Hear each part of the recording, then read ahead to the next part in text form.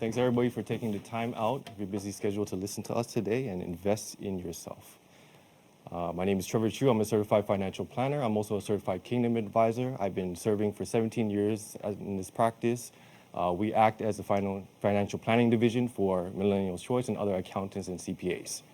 The reason why I got into financial planning, I saw my parents fight over money. I saw the issues it caused in our society due to a lack of financial literacy. It's 2009, what year are we in? 2021, and we were just starting to introduce financial literacy into our schools today. Did you study this stuff in school? TFSAs, taxation, risk management? I sure didn't when I was growing up. This is literally a foreign language. And it's no wonder 40% of Canadians' greatest concern and greatest stress is money.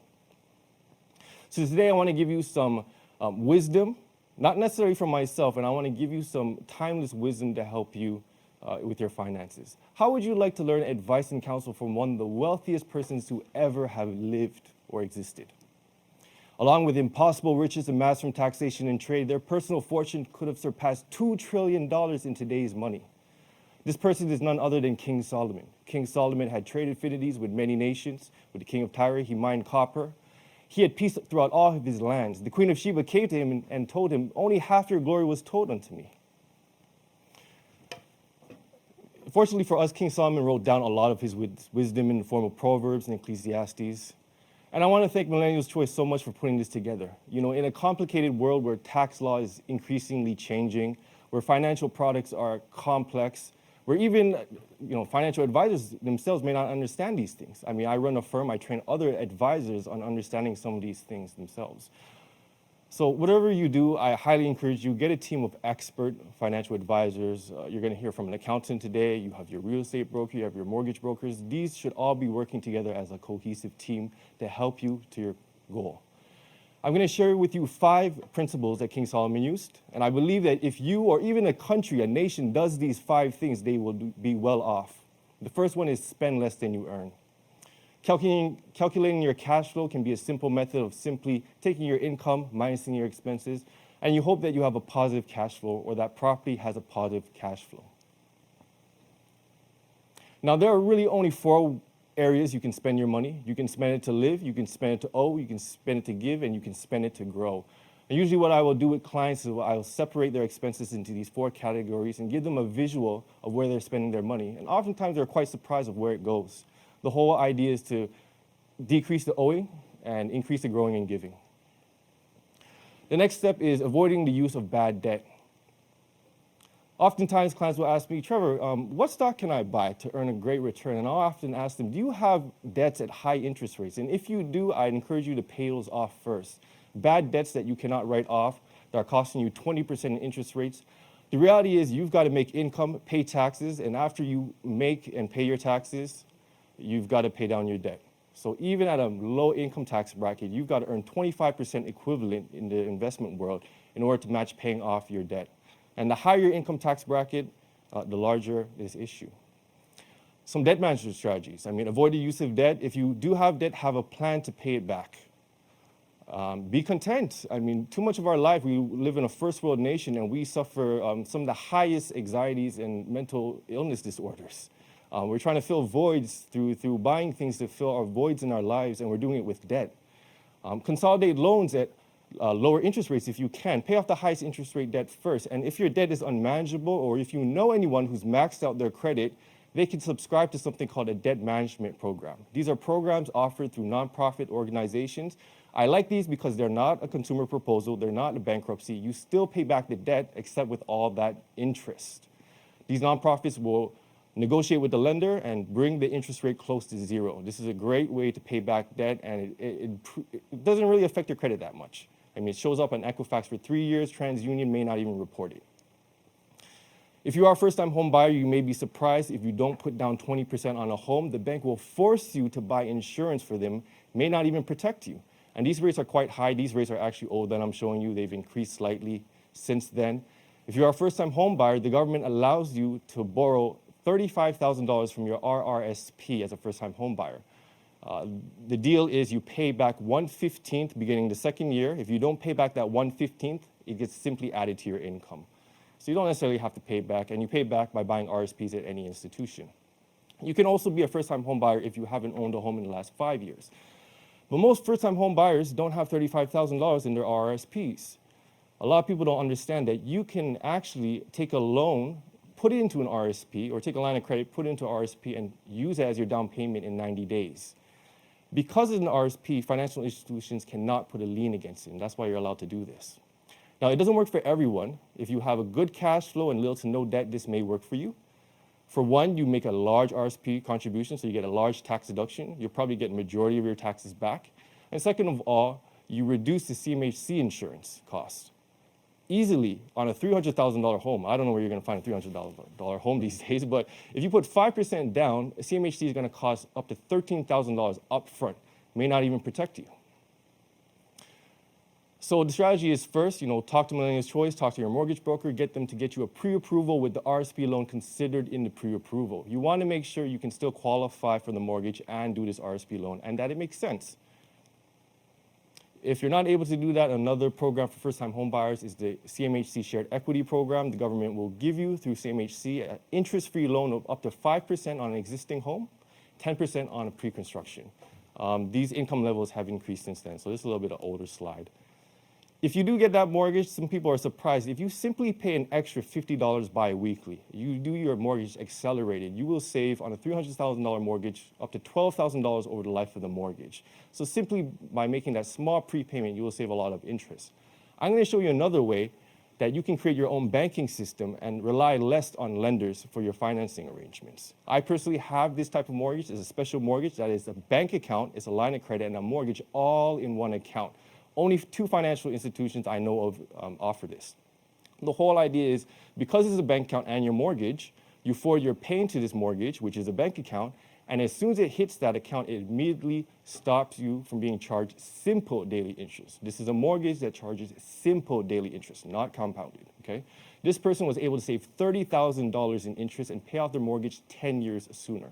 I personally had this on my rental property. It allowed me to pay off my mortgage in less than half the time. And then I use that property to waive the financing arrangement on my current property. The whole idea is you prepay your mortgage, and the reason being is because you're not going to earn much at the bank right now, maybe 1/15%, while your mortgage is charging you maybe 1.5%, 2%, 3%. So why not put that money against the higher interest debt? The reason people don't do that is because you lose liquidity. You put your money into the mortgage, you can't access it back out. Well, with this instrument, you can. Because it's a bank account, as soon as you put the money in there, you can access it anytime. Now, I don't recommend this strategy for people who are spendthrifts. If you got problem with debts, you can ruin your life with this because they give you a bank card and a checkbook. You can access 80% of your equity anytime you want. So this gave me a lot of negotiating power when I bought my property. I was able to go in there and waive the financing condition. And that's huge because prior to me offering that purchase of my house, there were 3 other offers, and they all had financing conditions, and they could not qualify for financing. And by me waiving that financing condition, I gave them a firm deal and was able to knock off 10 to 20 grand off the purchasing price. So not only is this a way to help you pay off your mortgage faster, create your own lending system, gives you a lot of negotiating power. When I compare the interest rate on this, so my mortgage is naturally higher, and people say, what is the interest rate? What is the interest rate? Don't pay attention to the interest rate. Pay attention to the amount of interest you actually pay. In this scenario, my mortgage is at 3.05, which would seem high in the market. But when I compare that to a mortgage at 1.85%, I actually pay less interest because I am prepaying my mortgage. And if you get really creative, you use a credit card to pay your bills, cash back 2%. You get an extra 30 days where your money sits against the mortgage and doesn't get charged simple daily interest. The next topic I'm going to spend a little bit more time on, and this is the topic of preparing for financial margin or risk, emergency fund planning. When you do buy that house, make sure you buy that title insurance. Title insurance covers things that happened to your house before you owned it. I can tell you lots of stories. Before I bought my house, the guy didn't pay his property tax for like 3 years. If I didn't have title insurance, I would have been on the hook. So make sure you buy title insurance. It's a one-time fee with your lawyer when you change the title. Other than that, you want to make sure you have a power of attorney. A power of attorney is a living will. You designate someone to make a decision for you if you cannot, say if you're in a coma for whatever reason. Most people are surprised to know that if you do not have a power of attorney in Ontario, your spouse will not take over your decision making. This lady's husband went into a coma, And because they did not have a power of attorney, she had to go through the Ontario Guardian Trust for all the decision-making of all the assets that were jointly held. So I highly recommend, get a power of attorney. It's not expensive to do. I recommend you do it with a lawyer. Majority of Canadians don't have an emergency fund. I highly recommend you have an emergency fund. Emergency fund should be 3 months minimum of your income saved up, or 1 year's worth of your income ideally. It shouldn't be invested in anything. It should be liquid. You should be able to access it whenever you can. And there are areas where you can save. I won't get into that. You can contact me for more information. Things that Solomon said. Solomon said, hey, be diligent to know the state of your flocks. Look well to your herds, for riches are not forever. Does the crown endure to every generation? The hay appears and the tender grass shews itself. The herbs of the mountain are gathered together. The lambs are for your clothing, and the goats are the price for the field. You will have goat's milk enough for your food, and for the food of your household, and for the maintenance of your maidens. What is King Solomon saying? He's saying that you need to focus on things that provide you sustenance, regardless of what's happening in the economy or in the world. And I think a lot of people are realizing this with the lockdowns, that we may have an issue with our food supply chain. We are losing the ability to farm. We've forgotten how to farm and survive as basic human beings. I mean, we are not immune to food shortages at all. I mean, majority of our food is imported. And if you are all into real estate, I would consider buying a piece of land. Get into farming. I mean, we rely too much on heavy machinery and big corporations to teach us about farming. We have lost the way. I highly encourage you, if you're into farming, to check out this website, Jadam Organic Farming. This guy gives you free recipes for fertilizers, free recipes for pesticides. His pesticides was so powerful, natural pesticides, that all the companies, pesticide companies in South Korea banned against him and got the government to ban his organic pesticide. He since was able to get it repealed, and since then has been giving free lectures on how to create your own free organic inputs and pesticides on a commercial level. He's gotten grants from various universities. I highly recommend check out his website. If you're into farming, buy his book. It's worth its weight in gold. If someone were to ask you, what's your most valuable financial asset? What would you say it is? Most people will say it's their car, it's their house. I would argue it's you. You are your most valuable financial asset. If you look at this chart, 40-year-old making, $70,000 is easily going to make maybe $3-4 million from now to age 65. And if you're younger, you're going to make even more. At that income level, you're probably going to make $6 million. So you are your most valuable financial asset. If you had a goose that could lay golden eggs, which would you insure? The goose that could lay the golden eggs, or the golden eggs themselves? Everybody tells me the goose. But the reality is, everyone is insuring the egg. Everyone's insuring the car, they're insuring their home, they're insuring their jewelry. They're not insuring the goose themselves, the most valuable thing. What are the chances of you making a claim on home insurance?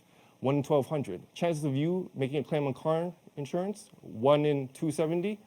Critical illness used to be 1 in 3. For cancer alone, it is 1 in 2. Half of you on this call will contract some form of cancer in your lifetime. I'm sorry to be the bearer of bad news. I experienced this in my lifetime. My mother had breast cancer.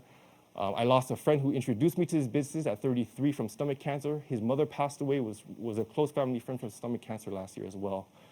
I mean, there's stuff in our food, in our air, there's pollutants everywhere. I believe the statistic. But for majority of you, even though you will contract this cancer, majority of us will survive. My mother did survive. She had a small policy she was able to use to pay for private nursing care. It's most likely to happen in your lifetime, so why not insure against the most likely risk? Sadly, it's the least insured thing in Canada. And I'll show you why that's a sad thing. If you had $50,000 saved in an RSP and you save $500 a month or so, maybe you retire with $359,000. If you got the insurance, $333,000. If you made a claim with the insurance, maybe $313,000. So there's not much difference you see here in life expense or life living.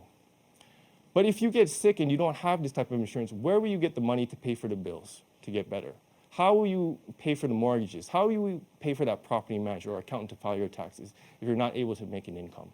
I mean, visiting my friend in the hospital, I had to drive the aunt to the hospital because she couldn't afford to pay for parking. Try going to visit a family member every single day on their deathbed. It's difficult, and the cost of parking is very expensive. So myself, I have a critical illness policy. It's permanent. I pay just under $2,000 a year for 20 years, and I never pay ever again. What's interesting about these policies is not only does it cover me for over 30 illnesses, as soon as I contract these, they'll pay me $100,000 tax-free guaranteed, or they'll give me $5,000 a month as long as I need long-term care. If I stay healthy and decide to cancel this, I can get back all my money tax-free guaranteed anytime after year 20, or I can take back half my money, get half my money. So really, what is my real cost for this plan? It's really my opportunity cost. What would I have earned on $2,000 at the bank? Maybe 1/15% right now. So I would argue that your cost for this policy is very, very low. Instead of earning that 1/15 at the bank of a percent, you can have access to $100,000 to cover your most valuable asset from the most likely to happen of risk in your lifetime. Disability insurance, disability is the next most likely to happen in your lifetime. Surprisingly, majority of claims are mental disorders. I mean, we try to fill our void in our lives with all these things, and subsequently, we have a lot of mental disorders as a result. CI, majority of claims are cancer, heart attack, and stroke. Critical illness pays a lump sum tax-free benefit up front, and then the contract is over, while disability insurance pays you a monthly benefit for your income, a percentage of your income as long as you are disabled or partially disabled. Nearly half of foreclosures on conventional mortgages are caused by disability or illness, not by death. Yet, majority of people are insuring it for death. You may say, I have government benefits, but qualifying for a CPP disability can be quite difficult. Your disability has to be severe and it has to be prolonged. Employment insurance only covers you for 15 weeks, and worker comp will only cover you while you're on the job. You'd be surprised to know that if you make a good income and salary at your employer, that maybe only the first $2,500 is actually covered of your income. You may be surprised when you go on disability that majority of your income is not covered. So for that case, I would highly encourage you to relook your disability insurance if you are making excess money in your employer. This is my disability insurance policy. It will pay me for any reason other than war, pregnancy, I can't get pregnant, or if I'm incarcerated. Any other reason, if I cannot do my job or part of my job, they will pay me a tax-free benefit as long as I can't work. Here's another interesting policy that I have. It will pay me $4,000 a month tax-free. But if I, at age 65, if I never make a claim, they'll give me back all my money. Or if I do make claims, it's minus 2 times my claim. Again, a great way to insure against a most likely to happen risk for little to no cost. When you go to that bank is going to ask you to buy mortgage insurance with the bank. I would argue, don't do it. The bank is a third party. They're not an insurance company. There's no underwriting done up front. It costs you more money, and the insurance is decreasing with your mortgage because it only covers the mortgage. It's not portable. You can't take it with you usually. If you Google CBC Marketplace in denial, you can watch testimonies of people who have been denied their claims because the underwriting was done at claim time rather than upfront. If you shop the market with a broker, you usually can get a cheaper price and you do all the underwriting up front. And now because it's COVID, this is a great time to apply because majority of times they may not ask you for blood or urine right now. So if you don't like needles, you may want to think about applying. Life insurance is a very complicated idea. I mean, it gets a lot of bad rap out there in the industry. It's very misunderstood. I admit for half of my career, I didn't understand life insurance, and I was licensed in it. Today, I train a lot of accountants, CPAs, and other advisors. They themselves do not understand this. So you can imagine the layman trying to understand insurance. Why would you ever need life insurance? I mean, you want to protect your income. That 27-year-old who passed away, who was a close friend, having to deal with the estate and all of that afterwards was very difficult. That's what filled me with a passion for what I do today. I mean, I wish I got him more insurance. Since then, the wife had to remortgage the house. I mean, can you imagine going back to work and grieving your spouse and having a young child? It's not going to happen. You want to make sure you can replace your income until the children are adults or at least self-sufficient. If you're a real estate investor, you want to make sure if you own lots of second properties, you have life insurance to pay that final tax liability. Life insurance is by far the cheapest way to pay for that final tax liability, primarily because it's tax-free. Life insurance is one of the few things in Canada that is tax-free. Your principal residence, for now, is tax-free. Life insurance is also tax-free as well. My grandfather invested in real estate, and he passed away in 2008. He put money and real estate into holding companies, into different companies, and when he passed away, we were surprised by the tax bill. In Canada, when you passed away and you don't have a spouse, all your assets are deemed disposed of at fair market value, which means that Even if you didn't sell the property, CRA wants the taxes that is owed. And you can imagine, my grandfather brought these properties, in the early 1900s, and the capital gain was huge on these. My father was the executor, and look at all the things that he had to do as the executor. He had to find all the assets, he had to sell all the assets, he had to communicate with the beneficiaries, he had to update, he had to pay the beneficiaries, he had to file the information return, and after all of that, he still could be liable for not putting everything on the information return. Oftentimes, people fight over estates. Not only did it cost us a lot of money and time to settle this estate, it can cost you your family. Oftentimes people fight and you can lose generations of relationships because of this if you don't take care of this final tax liability problem. Whatever your case is, I consider and I would urge you to get basic term life insurance. It's very, very cheap, and if you're healthy, it's the best time to do it. I'll tell you a story. I had a 26-year-old who ran marathons. Healthy as a horse, ate a whole foods diet. Next year, type 1 diabetes. Probably uninsurable. A lot of stuff that I'm going to talk to you about, you cannot do if you are not healthy. So if you are healthy, I encourage you, get basic term life insurance. It's very cheap. Every dollar you pay in taxes, majority of it goes to our government agencies, but a large chunk of it goes toward elderly benefits and health transfer payments, which is our healthcare system. It's estimated that now in 2020 to 2021, we pay more in combined taxes, property taxes, sin taxes, HST, income taxes, than basic necessities, okay? Our tax system hasn't been reformed in 50 years. And we have a $400 billion projected deficit, even more, right? So they may have to collect it some other way. If a 70-year-old owed $1 million in final tax liability on their properties at death, we were able to help this person save $400,000 in final tax liabilities by using a guaranteed life insurance solution. Instead of paying $1 million in tax liabilities, worrying about trying to sell properties. And think about trying to sell properties in distress when somebody has passed away. Usually it's done at a discount. In my grandfather's case, he passed away in 2008. Try selling a property in 2008, and try selling old properties that have wallpaper from the 1900s. It's not an easy task. It works with a 75-year-old. We were able to save him $364,000 under final tax liability, guaranteed. 70-year-old, $300,000. 75-year-old male, $200,000. Life insurance is simply buying tax-free money at a guaranteed discount. That's all it is.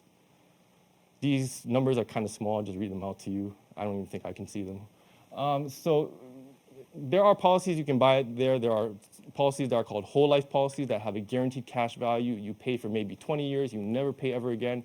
And this policy for $1 million for a 40-year-old was going to cost them maybe $300,000 or so. By 65, the guaranteed cash value is going to be worth over $100,000 of what he deposited. At that point, he can actually take back all the money he deposited and still have guaranteed tax-free life insurance for the rest of his life. He can pay for 8 years. He can pay roughly about $300,000 for $1 million. So a 43-year-old can buy $1 million tax-free for about $300,000 spread over 8 years. How would you like to buy $1 million for $300,000? A 70-year-old who passed away in 20 years at age 90, I can guarantee that they're getting net internal rate of return of 4.18% after tax. Okay, life insurance is one of the few things I can tell you exactly what the guaranteed tax-free rate of return is going to be. I can't do that with investments. 4.1.8% is, it doesn't seem very attractive, but you have to consider this is after tax. Okay. Life insurance is tax-free. So in order to match this 70-year-old would have to earn at 8% GIC at the highest tax bracket. So this is actually quite attractive because of the taxation, how it's treated. A lot of people are encouraged to accumulate RSPs, and if you are successful and you can accumulate a lot of RSPs and you don't spend any in your lifetime, and you leave it to an adult child, CRA may take half of it. A lot of people don't realize this. If you don't spend your RSPs or RIFs in your lifetime and you leave it to an adult child, it is fully taxable on the final tax return. I have clients who have lots of money in RSPs, and when they die, CRA is going to take half of it. Here's a client that we worked with. It was a 65-year-old. She had $500,000 in RSPs. When she passed away, her family is only going to get $292,000. CRA will take half of it. Okay, we were able to transform that $500,000 into a guaranteed $979,000 tax-free guarantee.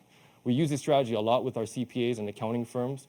It's a guaranteed way to solve a large tax issue. Had they not used this strategy, they would have to turn that $500,000 portfolio into $2 million. In terms of what you can invest in, I mean, you have RSPs, they are fully taxable. I'll talk about whether or not you should do RSPs or TFSAs. TFSAs are a great way to invest. They mean what they say. You put money in tax-free, you can take money out tax-free. Just make sure you do not day trade with a TFSA. If you day trade, CRASA is your occupation and will tax you as income. So make sure you're not day trading with your TFSA. Once you max out your TFSA at $75,500 lifetime maximum, the only other place you can invest tax-free is exempt insurance. King Solomon said, divide your portion to 7 or 8, because you don't know what misfortune will befall the earth. Think of this asset class that I'm about to show you as part of your investment portfolio. It's a great way to reduce taxes and leave a larger estate to your family, to charity, and those causes that you care about most. Instead of investing in a non-registered asset, GICs, stocks, and being taxed on those returns, you simply take that portion, put it into an insurance policy, allow your money to now grow tax-free. You can access it tax-free, and when you pass away, it is paid out tax-free.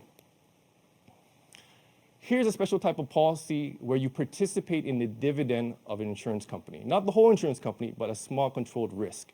A dividend is simply a share in a profit.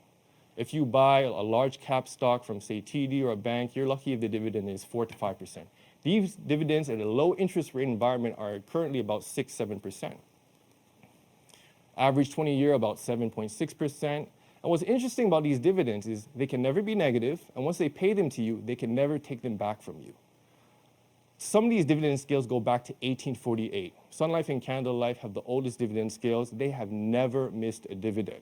And you're talking about periods in the world of large mass depopulation. World War I, World War II, Black Plague, influenza, they have always paid out. Even during severe recessions, they have paid out this dividend.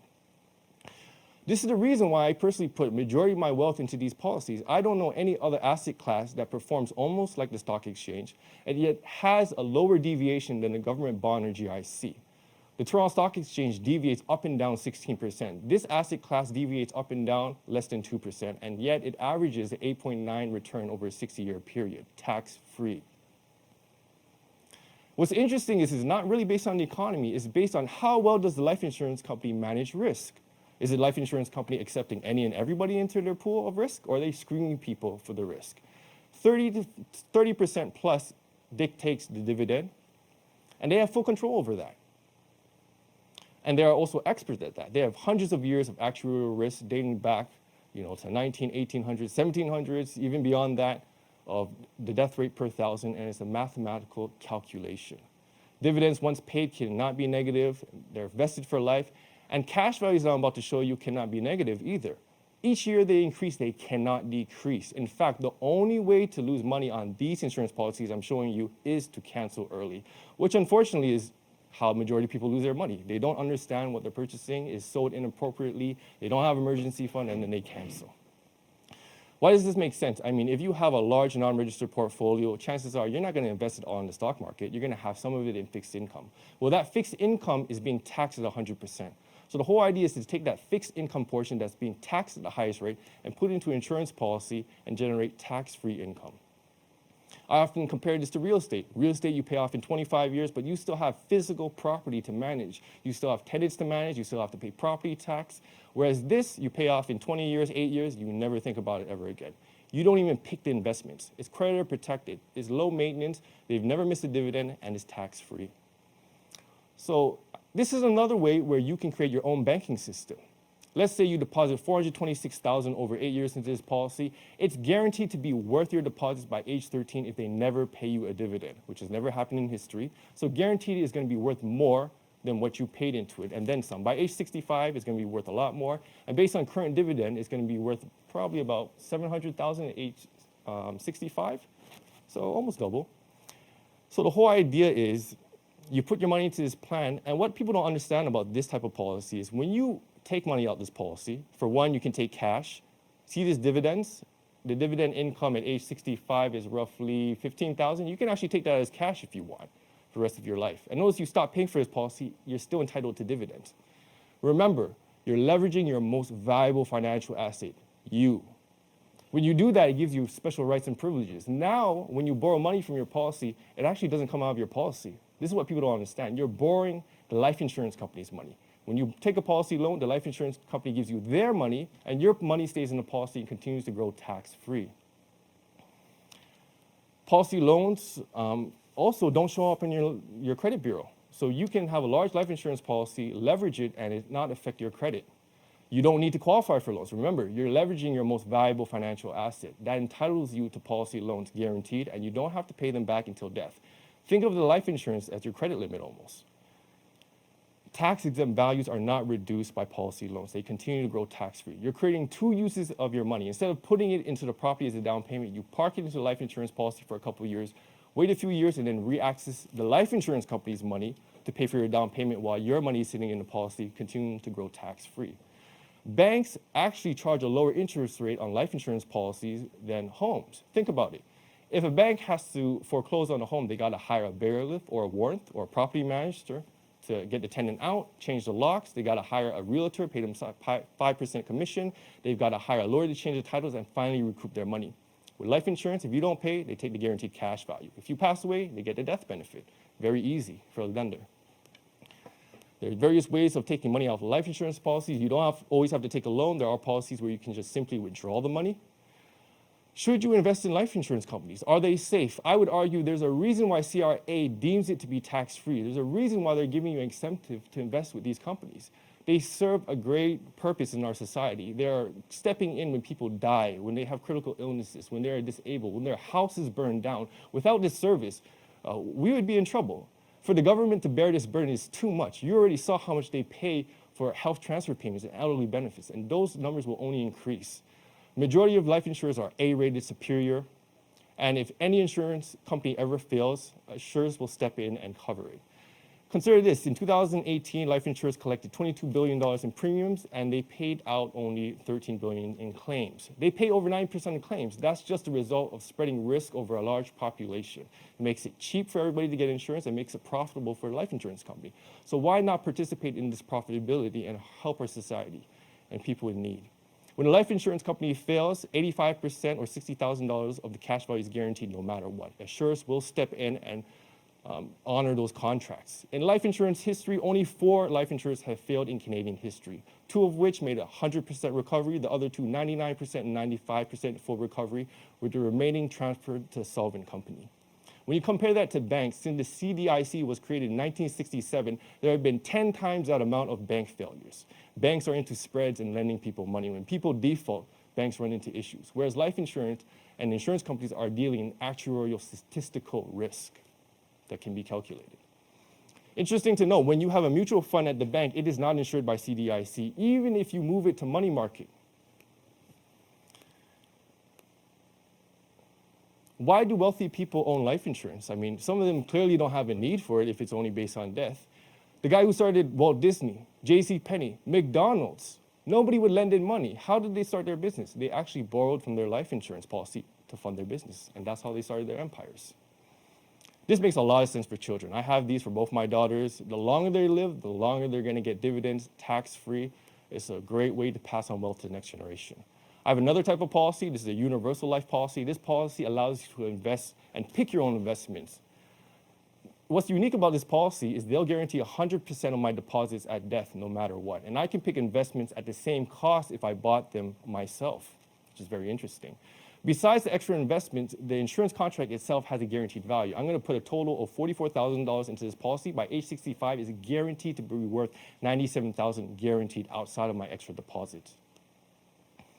I have one in my corporation as well, a universal life policy. It allows me to invest in investments that are guaranteed to never lose money. This is an index that's tied to the S&P or the TSX, and if the TSX makes 10%, then I only get 7%. But if it loses money, I get 0. I never lose money, and I earn it tax-free. I can also buy 200 other investments at market cost within this environment, within my corporation, tax-free. If you have a corporation, you may do it because of taxes. I mean, you have a small business rate, but the problem is all the money gets trapped in the corporation, and you've got to pull it out of the corporation. If you do it through the way of dividends, maybe $1 million after dividend tax is worth $700,000 if you're lucky. If you own a corporation and you earn rental income in that corporation, usually it's passive income unless you're a legit real estate company and you have 5, I believe they increased this to 6 full-time employees. Other than that, you're paying 50% tax rates. So within a corporation, when you earn investment income, you are taxed very highly. So this is a way where you can own a corporate insurance policy and invest tax-free. Same idea individually, you put the money in, it grows tax-free, you can access it tax-free. Within a corporation, there's a special mechanism that allows you to pay out dividends tax-free. Life insurance proceeds owned by a corporation, paid out by the corporation, minus the cost of the policy creates a tax-free dividend that your shareholders can pull out the corporation tax-free. Okay? This is a great planning tool for people who want to leave their businesses to the next generation. A female 70-year-old can pull out $1 million out of her corporation if she passes away at age 90, close to $1 per $1. If you can pull out $1 off your corporation for $1, that is a great deal, rather than 70 cents per dollar. This works for various people of all ages. We work with a lot of older clients as well. That's one of our specialties. If you own a corporation with significant assets, you can do something called immediate financing arrangement. This is where you use a life insurance policy, and you have a need for life insurance, but you don't necessarily want to tie up your working capital for life insurance. You simply buy this policy, you leverage it immediately to pay for the policy, and then you use that money to run your business. Tax-free growth, tax-free dividend, and the difference is now you have working capital to run your business without affecting your cash flow. Okay. Whatever you do, again, I encourage you, get basic term life insurance, because if you're not insurable, you can't do any of these things I just showed you. You should have a will. Even though when you do a will, you're going to appoint the executor and a guardian for your children, but a lot of people don't realize wills are probated. They are still public documents. I can, in fact, go to any courthouse, pay about $70, and I can see your will. I can see all your beneficiaries and your estate. Not only is the estate administration, formerly known as probate, a lengthy process, it costs money. Per $1 million, it can easily cost $14,000, plus you got accounting fees and lawyer fees, and the length of time it takes could be easily a year or 2 years, depending on how many creditors and family members you have to contest that will. And that's the reason why it's public. You can simply avoid that problem by simply putting your money, investments with a life insurance company or a mutual company. They often offer investments now at the same cost as a regular mutual fund.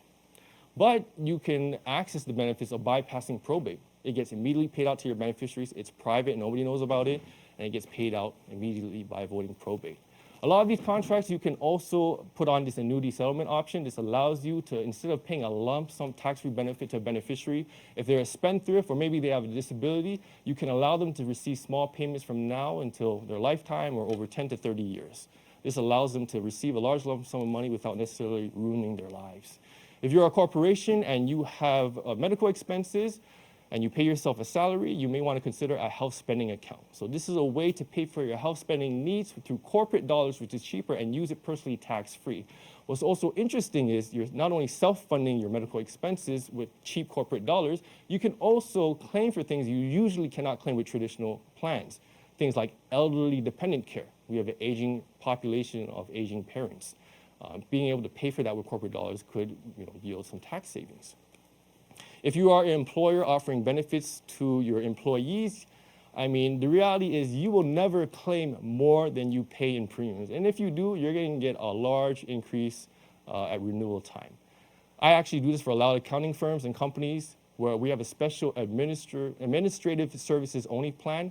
You're basically self-funding the first $3,000 or $5,000, whatever you choose, of claims, and then the rest above that amount, you're buying insurance for. So what you're essentially doing is buying less insurance. And what a lot of my CPAs and accounting firms get at the end of the year is a refund instead of an increase. And they're very happy, and they never leave this plan. Next part I'm going to talk to you quickly about is setting long-term goals. I'm going to whip through this. We're living longer. People are living longer. You may run out of money. The fastest aging demographic is age 100. They're selling more adult diapers in Japan than children diapers. If you're going to live past age 81, you probably want to take CPP at age 70 rather than early. Other issues that you may want to think about in planning for retirement is old age security. Old age security is based on your residency. If you spend 40 years in Canada, you get roughly $7,000 a year, but that can be clawed back if you make an excess of $79,000 or $80,000 a year. If you make over $128,000, the full $7,000 gets clawed back and you got to repay it. So you got to be careful how you plan your retirement. I have clients who make very good income, but when they retire, they may qualify for a guaranteed income supplement because they don't have a pension income.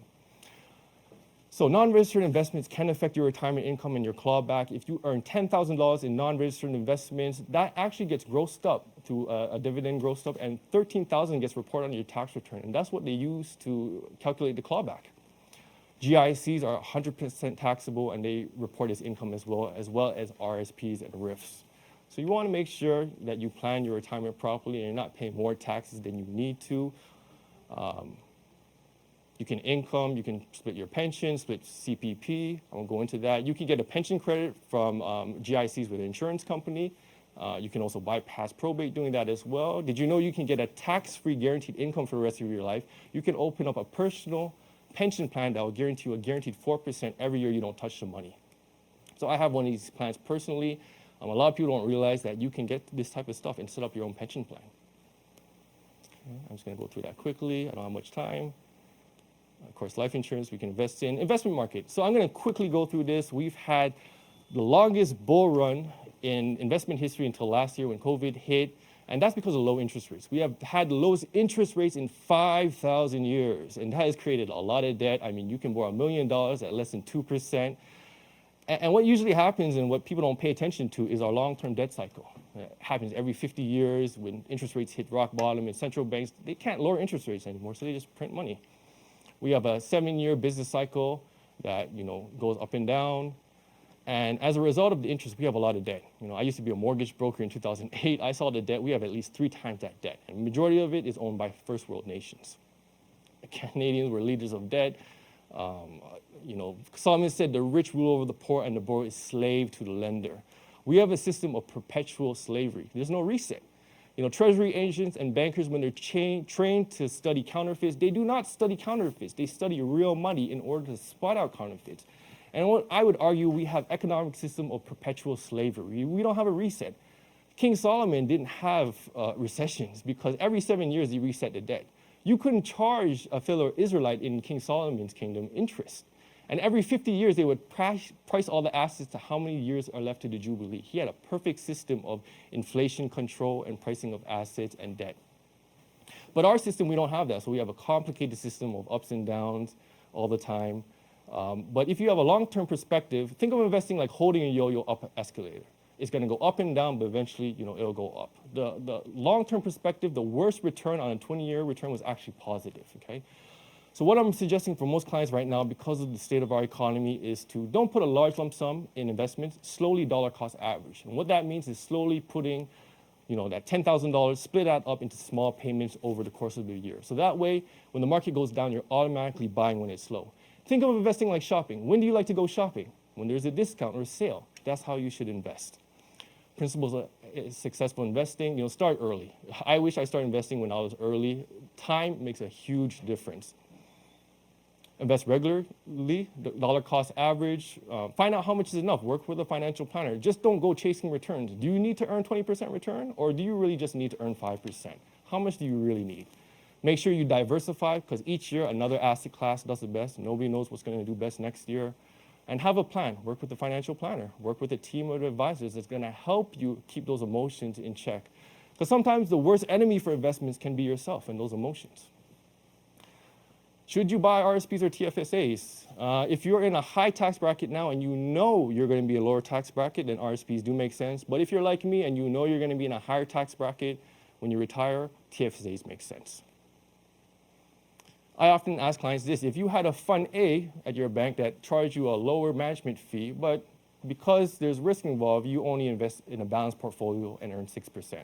Whereas Fund B will give you a 100% guarantee and the confidence to take a little bit more risk and earn you an extra 1%. Even though it costs a little bit more fee, you still end up with more money. So people who are not the most aggressive investor, I would suggest something like this. It gives you peace of mind, especially in a time of great uncertainty. And I think too much of investment now has been too much focused on making money and swindling the market. I think we need to return to traditional ways of investing in companies that we believe in, supporting in companies that create and change our society. We as individuals have great power just by the companies we own, because when you invest in a company, you are a shareholder. You can vote, you can dictate the company move in a certain direction, and we as the people have this power. And I would suggest you use this. There are investments out there that are responsible investments, ESG investments that put screening on investment companies that participate in activities that are unfavorable to our society. Companies that invest in war, in nuclear weapons, and pollution, that do not treat their employees fairly, that are constantly getting sued, do not get into this investment portfolio. In fact, they invest in companies that have good corporate governance, that don't pollute the world and aren't getting sued and doing damage to our society. And they actually earn a better rate of return, which makes sense because if you're managing a company well, you're probably more profitable. There are investments out there, you can have 100% return. There are investments that average 15% average rate of return, but have 100% guarantee. How would you like to not worry about your money anymore and still participate in the market? Retirement. I want to challenge you for your notion of retirement. Too much of retirement has been focused on this leisure idea of retirement. The reality is that leisure life may lead to increased depression. Your leisure could turn into your job and you could hate it. I would rather opt for a sabbatical way of retirement where you take small breaks. I mean, you can imagine working your whole life 9 to 5 and all of a sudden stop working. It's a really hard transition. I encourage you, if you're going to retire, do this exercise. Pull out the agenda and mark down what are you going to do for the rest of your life. Don't retire. You need something to retire to that's going to build significance in your life. And the last part is the most important part, is to give generously. I mean, treat others how you want to treat yourself. Through MRI technology, they have discovered that the part of our brain that is stimulated through food and reproduction are stimulated through giving and altruism. It's hardwired into our brain, and it's pleasurable. Helping others may just be the secret to living a life that is not only happier, wealthier, and happier, but more productive and meaningful.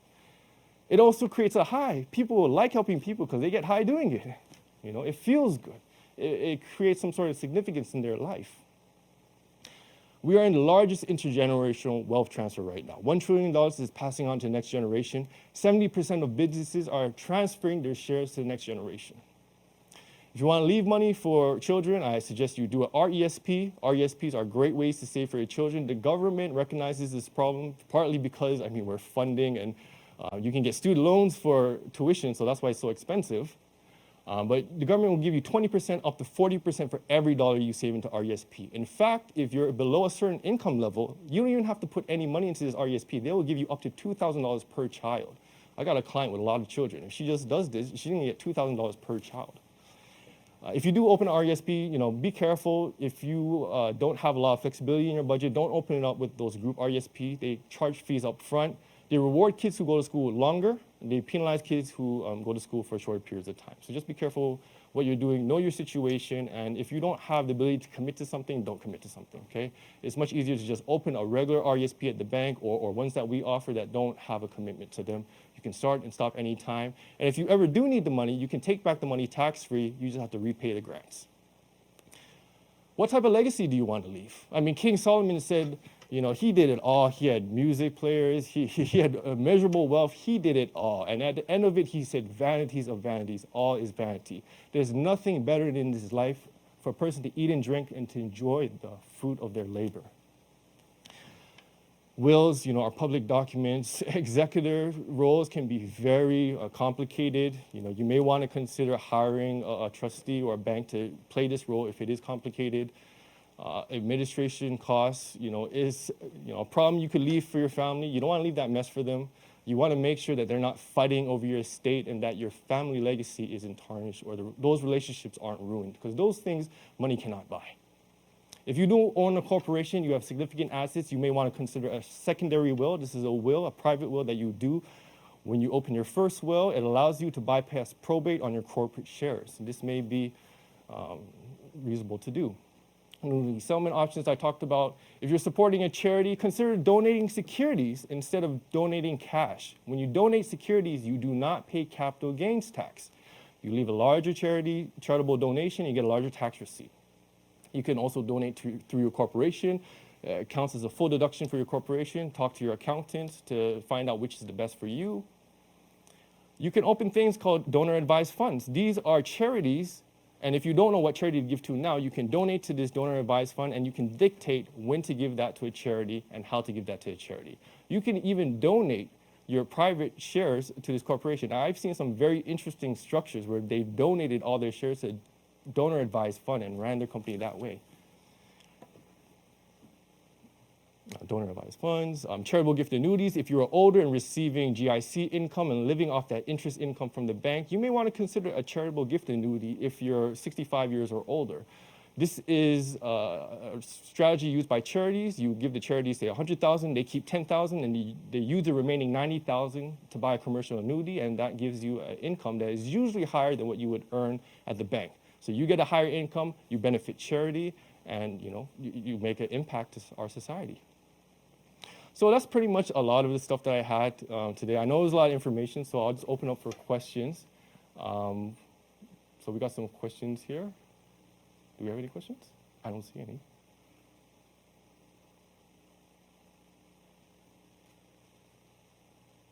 How to connect with me. So, I mean, my number is here, 416-738-9721, or contact Millennials Choice. So I serve as a financial planner for Millennials Choice. There's my LinkedIn and my email. Feel free to contact me if you have any questions, and I'm happy to serve you. This guy crushed it. We have people saying that you need to do this again. Only you all day long.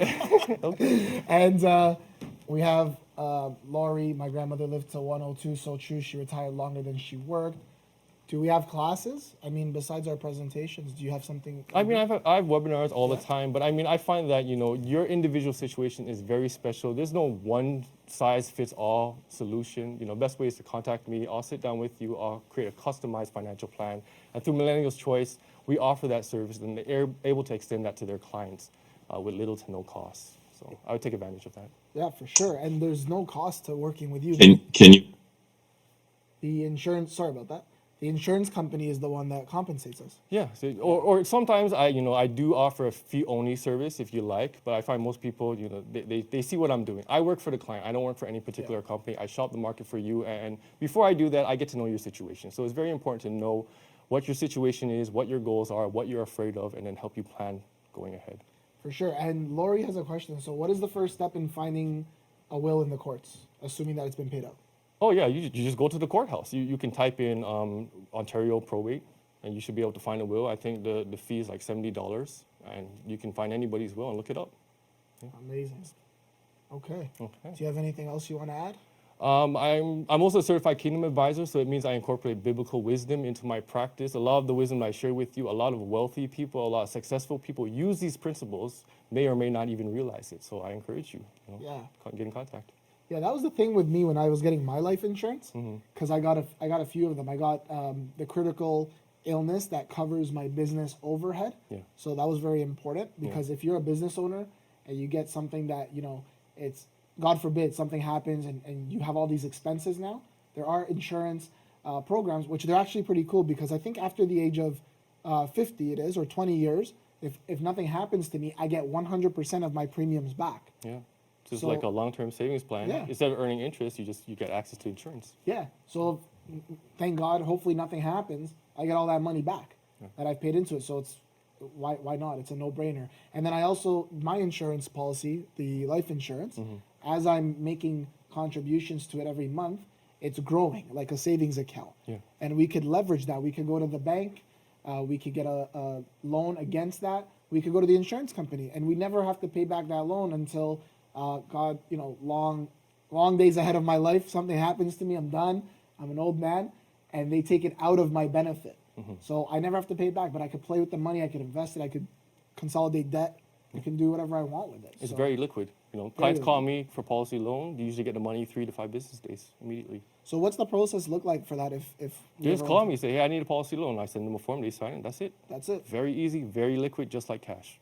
And, before we let you go. Oh, there was a question about TFSAs. If you invest your TFSA funds, yes. So if you invest in a TFSA, it is tax-free unless you day trade. So make sure you're not day trading with a TFSA. CRA will flag you and charge you income. Yeah. He said, Obina is asking, can you explain the HBP and RSP? Yeah, the home buyer's plan. So the government allows you to borrow $35,000 from your RSP. And the whole deal is you can use it tax-free as a down payment, and you pay back 1/15 beginning of the second year. So if you borrow $35,000 and you don't pay back that 1/15 by buying RSPs, then $2,333 gets added to your income each year you don't pay it back. So, and remember, you got a tax deduction up front, so if you don't pay it back, it's kind of like a wash. The strategy where you're using an RSP loan, Make sure you follow the steps. Contact the mortgage broker and a financial planner first, because there's a lot of planning involved in it. Just don't go run out and do it. You may ruin your ability to qualify for a mortgage, right? You want to make sure you can both cash flow the RSP loan and still qualify for the mortgage. So there are some steps involved. And Stav is asking, what is the best basic life insurance to look into? Yeah, bare minimum, get term insurance. I often tell clients, if you haven't bought a house yet, get 10-year term life insurance. It's the cheapest insurance you can buy other than 1-year term insurance. And most of these policies allow you to exchange for a 20-year term in the first 5 years without evidence of insurability. You can convert to a permanent plan without evidence of insurability. The key goal is do it while you're healthy, because when you're unhealthy, we can't help you, right? Yeah, it's too late at that point. It's too late to that point, unfortunately. And Obina's asking, can a second-time homebuyer use RRSP?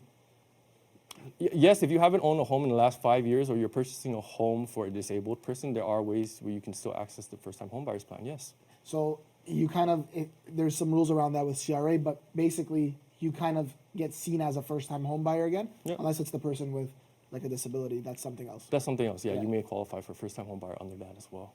So yeah, there are ways. Awesome. We still got a few minutes if you guys have some questions while we have Trevor here with us before we get into our next presenter. I personally, when I signed up, I knew nothing about life insurance. The thing that hooked me as a business owner was when Ray Kroc for McDonald's would, he used life insurance. J.C. Penney used it. Stanford University used it. And Walt Disney used it. All these people used it. And I'm like, how do you do that? I never understood life insurance. Also, for your kids' education, you can get a very affordable policy, and they can, by the time they're 18, they could tap into that and use that savings account that they've built up through their insurance policy in order to pay for tuition and things like that. I love that. So for my children, because, people have hesitancy insuring children because there's kind of notion, but you're not doing it for that reason. You're specifically buying this type of insurance because your children are going to live a very long time. Yes. The longer you live, the more sense it makes to buy a dividend policy because they reward people who live longer and are healthier, right? Yes. What's also noted is that when you transfer this policy to a child, it's tax-free. So this is a way wealthy people use to transfer money to the next generation tax-free, right? What's also notable is a lot of these large case policies, majority of the premiums are coming from large cases. One insurer in particular, I'm not going to disclose, but 80% of their premiums are from high net worth clients. Wow. All right, so you can imagine these people, they don't need life insurance, they're buying it for other reasons, right? Warren Buffett buys life insurance every year, Buffett, right? Yeah, and these are people, they're well educated. Oftentimes when I'm dealing with corporate deals, I'm talking to their accountants, I'm educating their accountants on how life insurance works. Unfortunately, a lot of accountants, they're not trained on life insurance. Even life insurance agents themselves, I myself didn't understand this stuff for half my career, right? Right. You can imagine how it is out there, right? Yeah, for sure. And we have Lori's asking, is there a way to gift money from your estate so that your beneficiaries don't have as much tax burden? Yeah, absolutely. Yeah, again, using life insurance to pay for that tax burden is the cheapest way. There's a reason why the government makes it tax-free. The government cannot and they shouldn't take on that burden, They leave it to insurance companies. I think someone asking for my number. My number is 416-738-9721. That's 416-738-9721. Someone is asking, is there insurance for people with disabilities? Yeah, so if you have a disability, you may be able to qualify. Insurers are now insuring people with HIV. If you have some sort of illness, or there are policies out there that you can get guaranteed insurance no matter what. So yes, you can still get insurance. What's the difference between an RSP and life insurance for our kids? So RESPs can only be used for school. They have to attend school. If they don't attend school, you got to give back the grant to the government. Life insurance can be used for anything. In fact, I control the policies for my daughters. If I decide I don't want to give it to them, I don't have to give it to them. If I want to use the money for myself, I can use it for myself. And when I decide to transfer the policy to them, or when I pass away, it gets transferred tax-free. So the difference between RESP is RESPs have to be used for school. Life insurance you can use for anything. Amazing. Amazing stuff. So much stuff. So we got some real estate, we got some insurance, we got financing coming up, taxes, tax strategy, all kinds of fun stuff. And Lori's asking another question. How will you use your RSPs to self-direct it to your own mortgage payable to yourself? So was this in line with what you were talking about earlier about mortgages? So maybe you can answer this question. Yeah, so first step is opening up a self-directed RSP, so we can help you with that. And the second step is to basically find the deal. And then there's some paperwork. It's very simple to fill out, where we'd fill out and submit it to the trust company that's holding the RSP account. and they would take care of the rest of it. It's very, very simple on your end. So that's a process where you're investing in other people's mortgages? Yeah, we would be. You would be lending out. Oh, she's asking. She's Laura's asking about her your own mortgage. payable So to what you're yourself. asking about is a Yeah. very different strategy. I think CRA has actually flagged this strategy, so Yeah. I would avoid that one right there. So I think that one's a no-no. Yeah, you're just double dipping at that Yeah, point, yeah, and they're gonna CRA is not gonna be catch on. happy. CRA has hired a lot of people through COVID, so Larry's like, okay, wasn't sure. yeah, be careful. Yeah, that'd be interesting. Yeah, make sure you talk to your tax Yeah, accountant for before you sure. do these things. Which is we have an accountant coming up, so it's great. You could ask him that question. But Trevor, we appreciate it. Thank you for having me. It was an honor Anytime. speaking. Always great having you. Thank you for Thank having me. you.